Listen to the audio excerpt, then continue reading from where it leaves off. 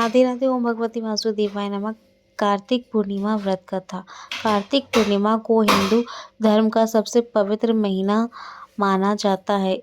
यूं तो पूर्णिमा प्रत्येक मास के शुक्ल पक्ष की 15वीं दिन को होते हैं, लेकिन कार्तिक मास की पूर्णिमा का बहुत ही महत्व माना गया है। इस दिन हिंदू गंगा स्नान करते हैं। यह परंपरा है हिंदू धर्म की।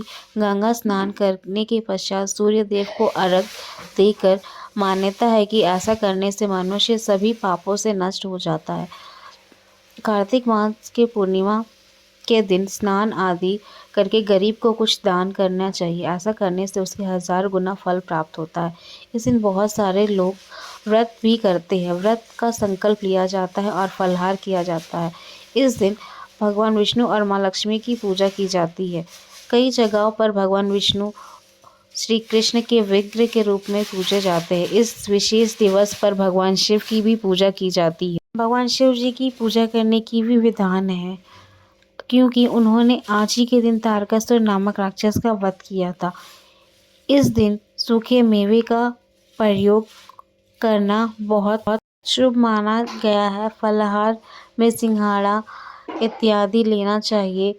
कई घरों में तो इस दिन आटे की मीठी चूरन भी बनाकर प्रसाद चढ़ाई जाती है। चावल या मखाने की खीर का भी प्रसाद चढ़ाया जाता है। कई घर में बिना लहसुन प्याज का साधारण भोजन बना कर खाते हैं। कार्तिक महीने में उड़द, मूंग, मसूर, चना, मटर, राई खाना भी वर्जित बताया गया है। कार्तिक मास के पवित्र महीने में मांसाहार का सेवन नहीं करना चाहिए। कहा जाता है कि कार्तिक माह में भगवान विष्णु पानी में रहते हैं। एक पौराणिक कथा के अनुसार तारकासुर नामक एक राक्षस था। उसके 3 पुत्र थे, तरक्ष, कमलक्ष और विद्यमाली। तारकासुर बहुत ही बलवान था। उसे धरती व स्वर्ग पर अपना आतंक मचा रखा था, जिससे परेशान होकर देवता ने भगवान विष्णु से उसका आतंक छीन लेने की प्रार्थना की। प्रार्थना सुनकर भगवान शिव ने तारकासुर का वध किया। इस देवता बड़े ही प्रसन्न हुए।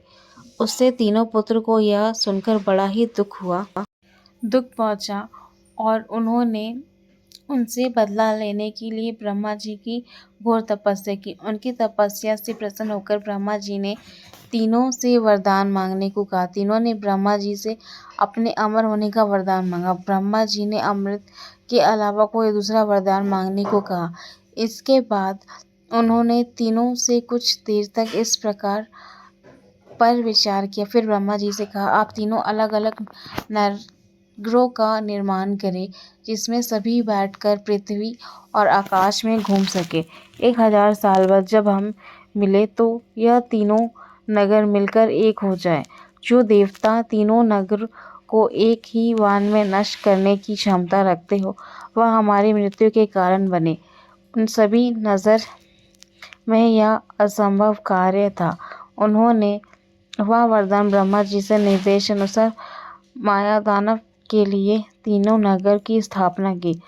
तारक्षस के लिए सोना का, कमल के लिए चांदी और विद्यमानी के लिए लोहा का नगर बनाया। तीनों ने मिलकर तीनों लोक पर अपना अधिकार जमा लिया।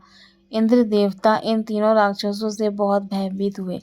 भगवान शंकर की शरण में गए। इंद्र की बात सुनकर भगवान शिव ने इन दानवों का नाश करने के लिए एक दिव्य रथ का निर्माण किया।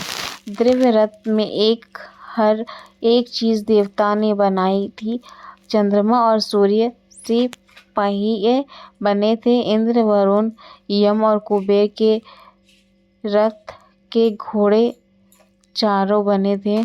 हिमालय धनुष और बाण और शेषनाग से प्रत्यंश बने और भगवान शिव खुद बाण बने और बाण की नोक अग्निदेव स्वयं बनी।